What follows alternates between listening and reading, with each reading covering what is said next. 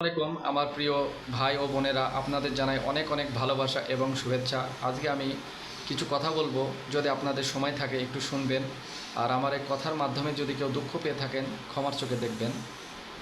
দেখুন, আল্লাহ তাআলা আমাদের পৃথিবী থেকে মানুষ হিসাবে সৃষ্টি করেছেন। এটা আমাদের সৌভাগ্যের ব্যাপার। আর সব থেকে বড় সৌভাগ্যের ব্যাপার হলো, আল্লাহ কিন্তু আমাদেরকে মুসলমান ঘরে জন্মগ্রহণ করিয়েছেন এবং একজন মুসলমান হিসাবে পৃথিবীতে পাঠিয়েছেন।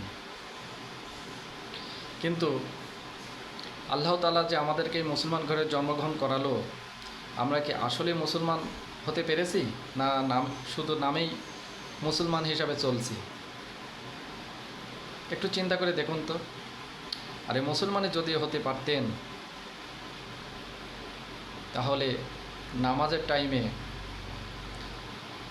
চায়ের দোকানে বসে আড্ডা দিতেন না, মোবাইলে সময় কাটাতেন না, যখন মসজিদে আজান দেয়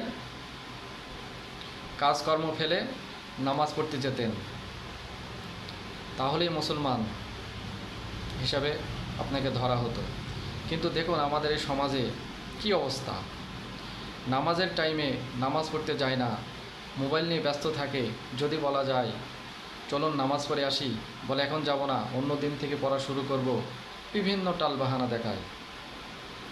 তাহলে আমরা কি আসলে মুসলমান হতে পারলাম? আল্লাহ যে আমাদের কত নিয়ামত দিয়েছেন, আল্লাহর এই নিয়ামতের কৃতজ্ঞতাকে আমরা আল্লাহকে দেখাচ্ছি? তাই আসুন কোরআনের আইন অনুযায়ী চলি, 5 ওয়াক্ত নামাজ পড়ি, সুন্নতগুলো মেনে চলি। ধন্যবাদ, সবাই ভালো থাকবেন। আমার এই কথার মাধ্যমে বা ভিতরে যদি কোনো রকম ভুল ত্রুটি হয়, ক্ষমা করে দেবেন। আমার চ্যানেলটি ভালো লাগলে সাবস্ক্রাইব করবেন।